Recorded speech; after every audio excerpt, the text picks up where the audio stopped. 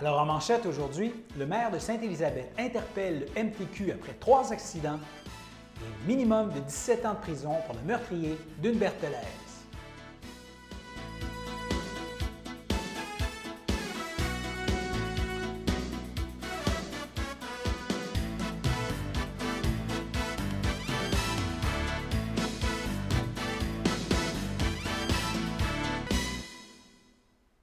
Alors bonjour mesdames, messieurs, mon nom est François Robert et bienvenue à votre bulletin d'information régionale du mercredi 28 octobre. Alors tel qu'indiqué en manchette, le maire de Sainte-Élisabeth a multiplié les démarches pour réclamer de l'action de la part du ministère des Transports du Québec et ce afin de rendre plus sécuritaire une intersection du rang Saint-Pierre qui a été le théâtre de 3 accidents majeurs récemment. Les précisions avec le maire de Sainte-Élisabeth, M. Louis Bérard. On avait diminué au mois d'août la vitesse à 30 km à l'entrée du village. Puis là, on s'est aperçu que la route s'en venait à 90 km pour tomber à 30 km d'une façon arbitraire là, tout d'un coup. La différence de limite de vitesse était trop grande. Puis les gens avaient de la misère à vraiment respecter le 30 km, même s'il y avait un panneau à l'avance qui indiquait de baisser à 30. Les gens, là, ils arrivaient trop vite. Là. Fait qu'on a décidé de baisser la route tout simplement à 70 km. Comme nos autres routes rurales, d'ailleurs, qu'on a baissé à 70 km là, cet été. Et puis justement, vous avez eu une problématique, là, entre autres, une portion là, dans la municipalité où il y a beaucoup d'accidents. Oui. Au coin du chemin Saint-Pierre, qui est une route du ministère du Transport, et du Grand Rang Saint-Pierre, malheureusement, on a eu 3 accidents en 15 jours, là, dont 2 morts, malheureusement. C'est suite à des démarches que la municipalité avait faites en 2018 et en 2020 pour demander au ministère du Transport du Québec, ce qu'on appelle le MTQ, de diminuer la vitesse à l'intersection du Grand Rang Saint-Pierre. Excusez-moi. Et à ce moment-là, ben, malheureusement, le MTQ n'a pas refusé les 2 fois de diminuer la vitesse. Puis pourtant, on mentionnait bien au MTQ qu'on avait de la misère d'un côté à bien voir là, le chemin Saint-Pierre, ce qu'on avait à cette intersection-là, excusez. Surtout au niveau des véhicules lourds de la machinerie agricole, qui n'avaient vraiment pas le temps, après d'avoir fait l'arrêt stop, de repartir. Puis il n'était même pas rendu à la ligne blanche du chemin Saint-Pierre, qu'il y avait déjà un véhicule qui arrivait sur eux autres du côté de Sainte-Élisabeth, en provenant de Sainte-Élisabeth. À ce moment-là, mais malgré tout ça, le ministère avait refusé.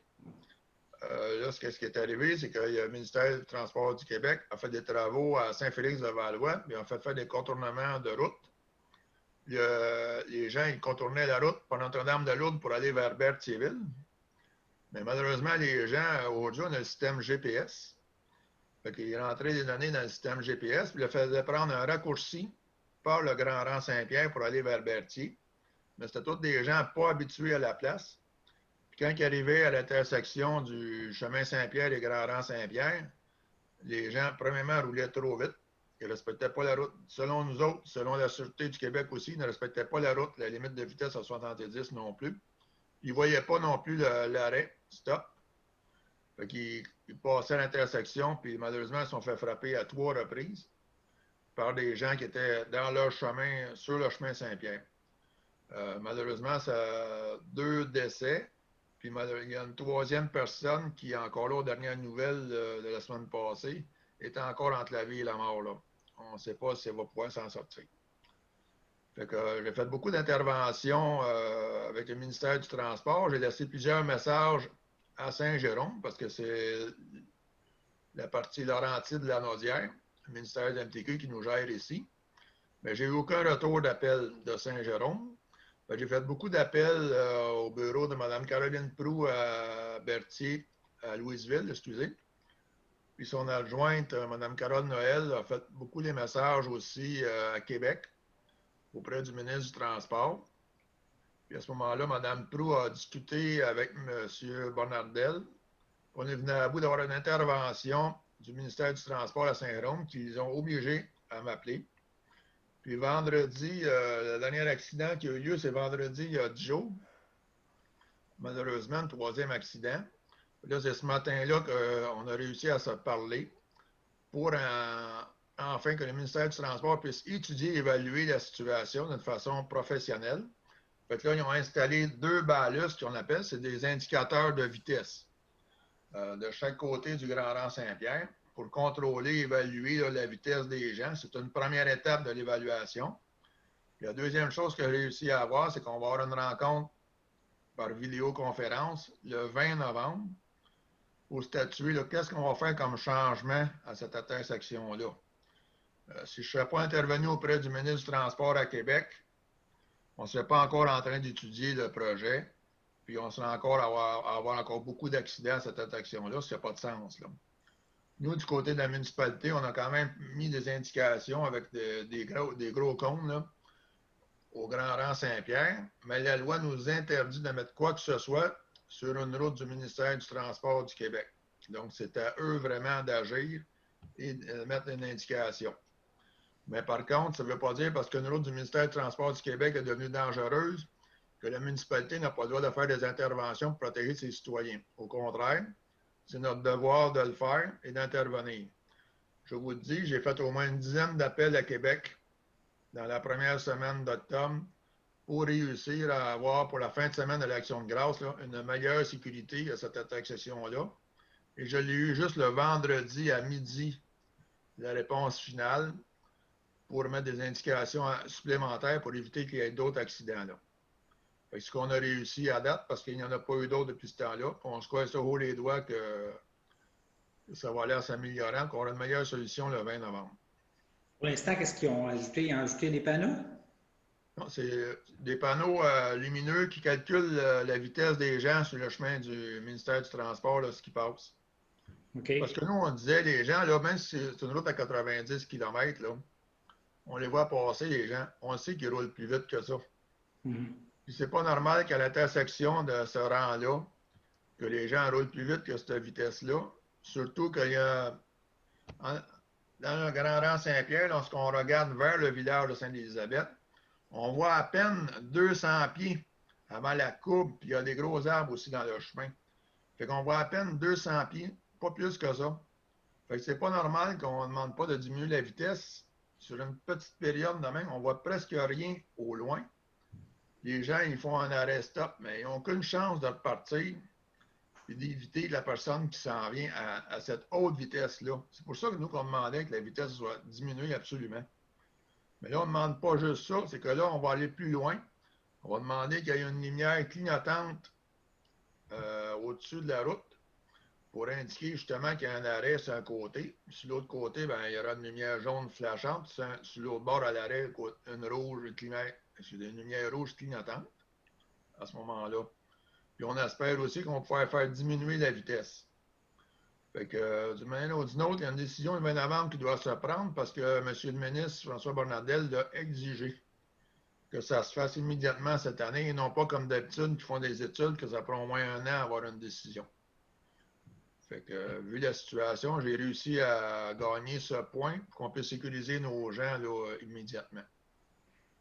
Est-ce que, ben, éventuellement, l'intersection pourrait être redessinée? Je ne sais pas qu'est-ce que les ingénieurs du ministère du Transport là, vont nous suggérer ou qu'est-ce qu'ils vont suggérer à leur employeur, le MTQ, eux. Là. Mais ce vendredi-là, il y avait un ingénieur du ministère du Transport qui était venu sur les lieux là, pour justement évaluer la situation, voir qu'est-ce qu'ils vont faire. Il y a toutes sortes de suggestions possibles. On va attendre de voir qu'est-ce qu'ils vont nous proposer. Ben, c'est-à-dire, c'est eux autres mêmes. Ils vont juste nous dire qu'est-ce qu'ils vont faire dans le fond, c'est une discussion. Mais ils vont nous dire qu'est-ce qu'ils vont améliorer parce que c'est à eux à décider qu'est-ce qu'ils font avec ce chemin-là. Au cours de l'Assemblée d'octobre, des ajustements ont été apportés à la façon de traiter la gestion des employés municipaux à Sainte-Élisabeth, notamment pour certains cadres. À nouveau, le maire de Sainte-Élisabeth, Louis Bérard. Gestion du personnel cadre, il y a des changements à ce niveau?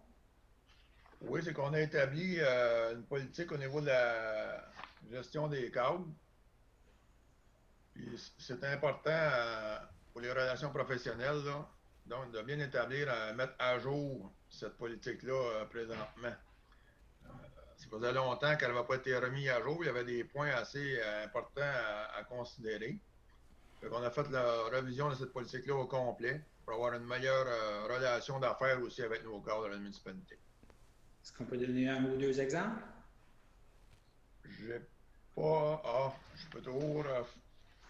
J'ai pas un exemple proche avec moi. Là. Je sais qu'on a eu plusieurs points. Par cœur, je m'excuse. Malheureusement, j'ai pas de mémoire au niveau de ces points-là. Jessica Audet, ajustement salarial. Oui. Fait que Mme Jessica Audet, qu'on avait engagée au mois de juin 2020 comme directrice générale adjointe et coordonnatrice aux loisirs et à la vie communautaire de Sainte-Élisabeth. Il avait été prévu qu'après un certain nombre de mois de son engagement, il y aurait un réajustement salarial si pour nous, la manière dont Mme Audet fonctionnait, là, ça aurait bien été, puis c'est le cas présentement. Donc, comme prévu, là, on fait un ajustement salarial pour elle. Là. Présentement, c'est une somme de 3 000 $ de plus additionnel par année à son salaire. Maintenant, si on regarde un peu le nouveau portrait de la situation pandémique au Québec, il y a 4 décès survenus dans les dernières 24 heures qui se rajoutent au bilan depuis le début de la crise. La santé publique signale 929 nouveaux cas dans les dernières 24 heures. Et en ce moment, au Québec, il y aurait 526 personnes hospitalisées en raison du coronavirus. De ce nombre, 89 se retrouvent aux soins intensifs. Et dans la Naudière, le dernier bilan fait état de 101 nouveaux cas positifs dans les dernières 24 heures. On vous parlait hier comment tout cela se ventilait par MRC, qu'il y avait notamment des augmentations très importantes dans Joliette, mais aussi dans Montcalm, un peu dans Matawini. Alors aujourd'hui, le ministre de la Santé et des Services sociaux, Christian Dubé, a indiqué que de concert avec la santé publique, la décision avait été prise de faire passer les MRC de Matawini et de Montcalm en zone rouge, elle aussi, à compter de samedi soir, minuit et 1. C'est donc désormais l'ensemble de la région de la Naudière qui va se retrouver en zone rouge à compter de samedi dans la nuit de samedi à dimanche. Clinique de dépistage mobile, toujours pour la COVID-19. La clinique de dépistage mobile sans rendez-vous, elle sera à Saint-Gabriel-de-Brandon demain, le 29 octobre, de 10h30 à midi. Et ensuite, après la pause repas, de 12h45 à 16h, cette clinique mobile sera au Centre sportif et culturel de Brandon. C'est situé au 155 rue Saint-Gabriel à Saint-Gabriel-de-Brandon. Alors, vous pouvez vous y présenter demain avec votre masque et votre carte d'assurance maladie en main si vous voulez vous faire tester. Cela dit, nous passons maintenant à notre première pause. Bonjour tout le monde, ici Marcel Puffal pour le Marcel Show. Une émission de variété bientôt sur CTRB, une production de Sylvain Paul et une réalisation de Michael Chevrette. Ne laisse pas passer la chance d'être aimé. Le cœur devient moins lourd quand on est en amour. Le samedi matin, dès 9h30, nos téléspectateurs sont invités au Super Bingo télévisé diffusé de nos studios de Berthierville. Depuis maintenant une vingtaine d'années, plusieurs adeptes de la télévision régionale se sont partagés un montant de 600 $ disponible chaque semaine lors de cette joute de bingo télévisé. Un animateur et 3 bénévoles se succèdent à la caméra dans le but de vous faire passer une petite heure agréable et payante le samedi matin. On peut se procurer les cartes de jeu chez les dépositaires autorisés participants, c'est-à-dire à Berthierville, le dépanneur Formule 1 rue Gilles Villeneuve, le marché IGA Extra sur la rue Gabrielle-Brissette, le marché Métro rue Notre-Dame, la pharmacie Proxime rue Frontenac, le garage Pétroté sur la rue Gilles Villeneuve et à Saint-Ignace-de-Loyola, le marché Aldo rang Saint-Michel, le dépanneur Le Magasin Esso sur le chemin de la Traverse. C'est un rendez-vous tous les samedis matins à 9h30 sur les ondes de CTRB, votre télévision régionale et communautaire.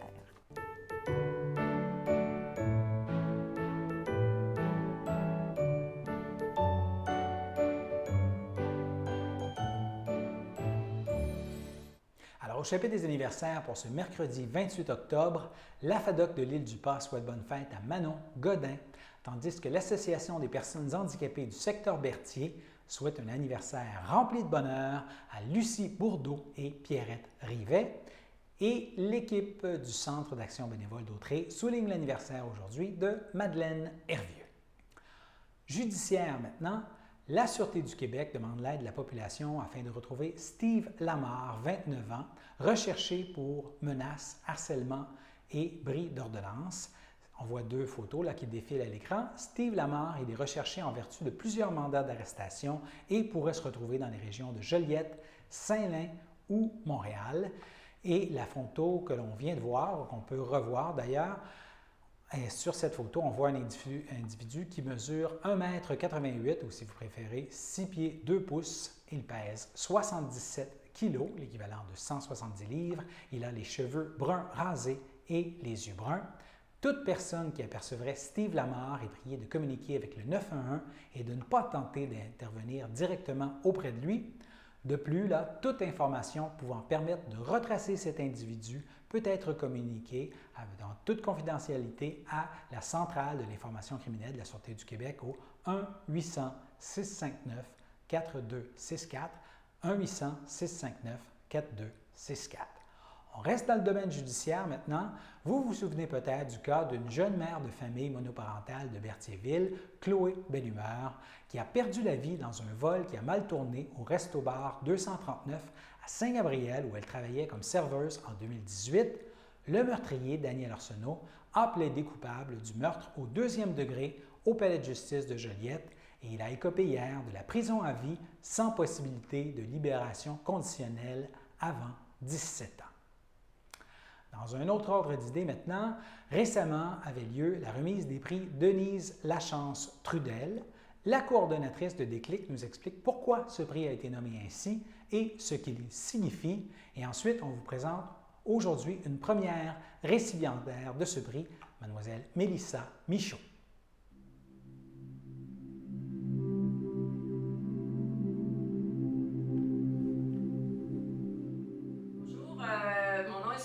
Je suis la coordonnatrice du groupe Déclic. Je prends la parole aujourd'hui au nom de Alliance Dignité. Alliance Dignité, c'est la table pauvreté de Berthier où on retrouve plusieurs organismes qui travaillent en concertation depuis plus de 15 ans. Je vais les nommer, c'est important. Donc, les membres de la table Alliance Dignité, c'est d'abord le Centre d'action bénévole d'Autré, la Maison de la famille aux 80, la Maison des jeunes, la Truelle, des travailleurs de rue, l'Envol, le groupe d'entraide en toute amitié, la Saint-Vincent-de-Paul, le CLSC et Déclic. Depuis plusieurs années, le 17 octobre est un moment important. On sait que c'est la Journée internationale de la pauvreté et depuis quelques années, on organise une semaine d'action et de sensibilisation à la pauvreté. Évidemment, la pandémie fait en sorte qu'on révise nos façons de faire. Donc, on a été obligé de décider de ne pas faire d'activité durant la semaine parce qu'on faisait entre autres un repas communautaire où il y avait plein de personnes. Et donc, on a décidé de s'abstenir cette année. Par contre, on a décidé de conserver la remise du prix Denise Lachance Trudel. Qui est Denise Lachance Trudel? C'est une madame qui s'est impliquée grandement dans son milieu, qui a développé son pouvoir d'agir, qui s'est impliquée au niveau des aidants naturels et qui a vraiment fait sa marque par ses engagements. Et on a décidé à Alliance Dignité depuis des années de reconnaître des personnes dans nos organismes qui ont développé leur pouvoir d'agir. Donc, ce qu'on a conservé, même en contexte de pandémie, c'est que dans chacun des organismes, il y aura la remise du prix Denise Lachance Trudel pour mettre en évidence des personnes qui ont développé leur pouvoir d'agir et qui s'engagent dans leur vie personnelle et pour leur avenir.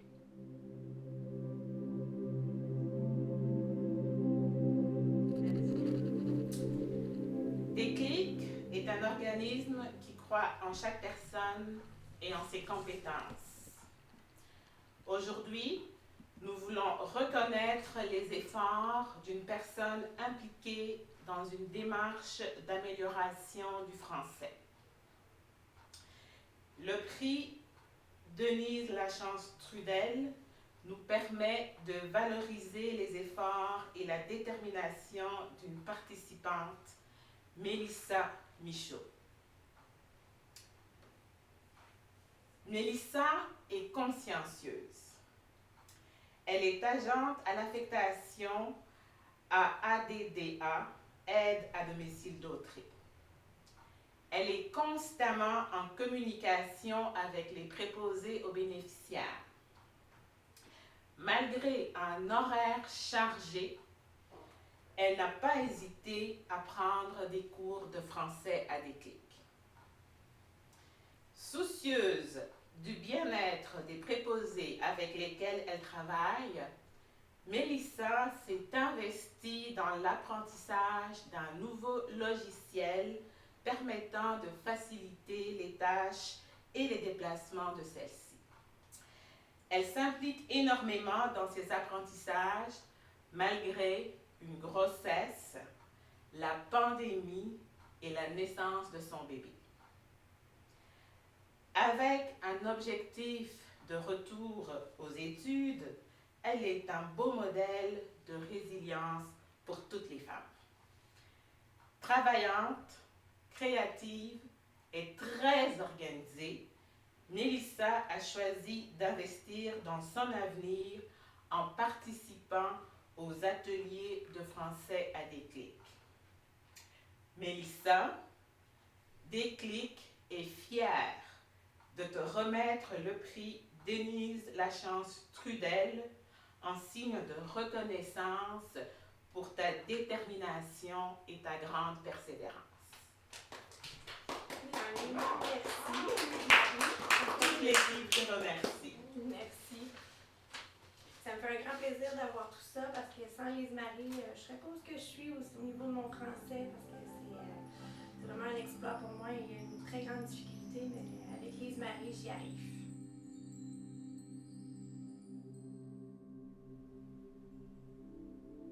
Alors, nous vous présenterons d'autres récipiendaires du prix Denise Lachance Trudel au cours des prochains jours. Parlons environnement maintenant. Le ministère de l'Environnement a sévi contre une entreprise qui possède un terrain sur le chemin Saint-Edmond à Saint-Gabriel-de-Brandon. L'enquête du ministère a permis de constater que l'entreprise Service 3R Valorisation utilisait son terrain du chemin Saint-Edmond comme dépôt de matières résiduelles, notamment des résidus fins, des résidus ultimes de centre de tri, alors que les propriétaires de ce site n'ont pas les autorisations nécessaires pour recevoir ces matières résiduelles sur ce site. Ainsi, afin de faire cesser rapidement ces opérations, la procureure générale du Québec, pour et au nom du ministère de l'Environnement, a obtenu une injonction interlocutoire provisoire de la Cour supérieure du Québec. Celle-ci ordonne à l'entreprise de faire cesser immédiatement le dépôt de matières résiduelles sur son site et de bloquer l'accès au site dans un délai de 12 heures suivant la signification du jugement. Elle ordonne également à l'entreprise Service 3R Valorisation de cesser toute activité de dépôt ou de rejet de matières résiduelles sur le lot du chemin Saint-Edmond. Et du côté des communications du ministère de l'Environnement du Québec, on assure qu'un suivi serré est effectué dans ce dossier par le ministère et que le ministère évalue les suites à donner avec ses conseillers juridiques en collaboration avec la procureure générale du Québec. Et en parallèle, fait valoir le courriel reçu par les communications du ministère de l'Environnement, le ministère enquête actuellement en vue de poursuites pénales et n'exclut aucun recours pour assurer le respect de la loi sur la qualité de l'environnement. Et le ministère n'accordera pas d'entrevue malgré notre demande et ne commentera pas davantage pour ne pas nuire aux procédures en cours. Fin de la citation. Cela dit, nous passons maintenant à notre seconde pause. Je m'appelle André Jaudry, j'ai 57 ans et je suis préposée d'aide à la vie domestique depuis bientôt 8 ans. C'est très difficile de résumer en un seul mot ou une seule émotion tout ce que ça m'apporte parce que c'est riche de sens de toutes sortes de façons. Ce travail-là, pour moi, dans mon cas, ça m'a réconcilié avec le monde du travail parce que je ne pensais pas qu'on pouvait gagner notre vie en ayant ce sentiment-là, en étant si heureux d'aider, puis on se sent utile, puis on se sent attendu, puis on sent que je sens que mon travail est important, pas juste pour ces personnes-là, mais pour la société aussi.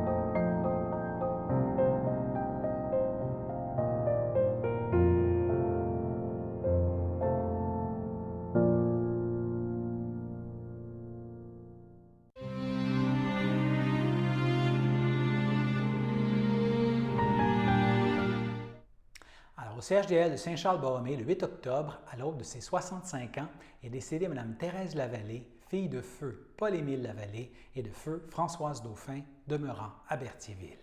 Lui a précédé sa sœur Henriette. Elle laisse dans le deuil ses frères Michel Lavallée, Yves Lavallée et sa conjointe Nathalie Demers, Luc Lavallée et sa conjointe Céline Turbin, ainsi que ses oncles, tantes, neveux, nièces et autres parents et amis. Mme Lavallée ne sera pas exposée. Il y a une cérémonie qui aura lieu en privé à une date ultérieure. Maintenant, au CHDL de Saint-Charles-Borromée, le 13 octobre, à l'âge de 97 ans, est décédé M. Clément Lacourcière, époux en première noces de feu Suzanne Tessier et en seconde noces de Rolande Mousseau, demeurant à Berthierville. Il laisse dans le deuil, outre son épouse, ses filles, Manon Lacourcière et son conjoint Régent Drouin, Denise Lacourcière et son conjoint Louis-Philippe Charette, sa petite-fille Véronique Drouin et son conjoint Pascal Bergeron, son arrière-petite-fille Maxime, ainsi que ses beaux-frères, belles-sœurs, neveux, nièces et autres parents et amis. Et la famille tient à remercier Mathieu Lafontaine, son épouse Jeannie Landry et leurs enfants Kéliane et Andric pour leur dévouement comme proches aidants. M. Lacourcière ne sera pas exposé. Il y a une cérémonie qui aura lieu dans l'intimité à une date ultérieure.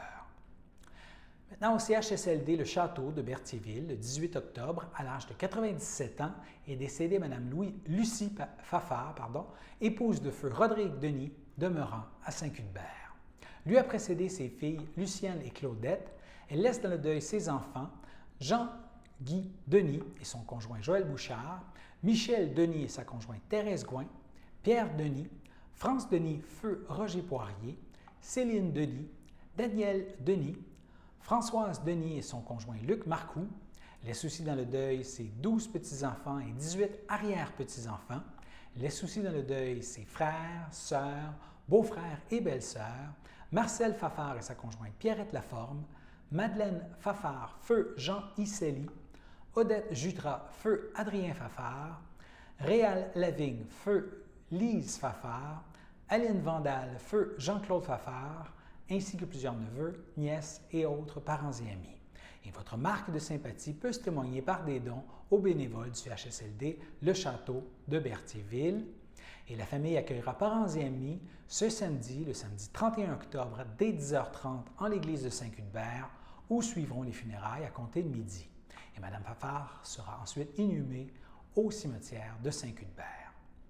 Cela dit, toute l'équipe de CTRB offre ses plus sincères sympathies aux familles et amis en deuil. Et nous passons maintenant à la météo.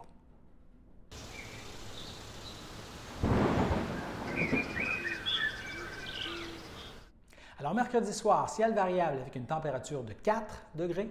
Dans la nuit de mercredi à jeudi, passage nuageux et 2 degrés.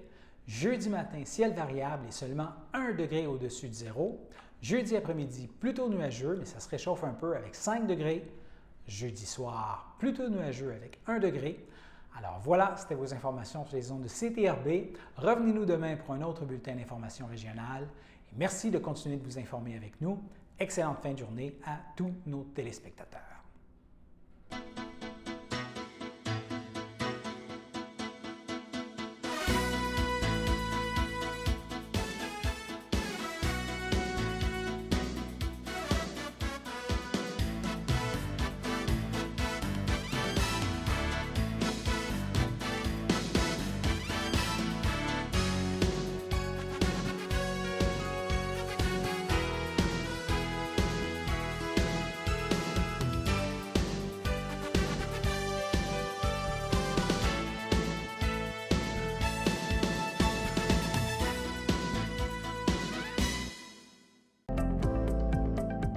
Les télévisions communautaires autonomes du Québec, ce sont les télévisions les plus importantes parce qu'elles sont proches de la communauté. On veut encourager des gens qui parlent de ce qui nous intéresse, mais aussi qui participent au développement local.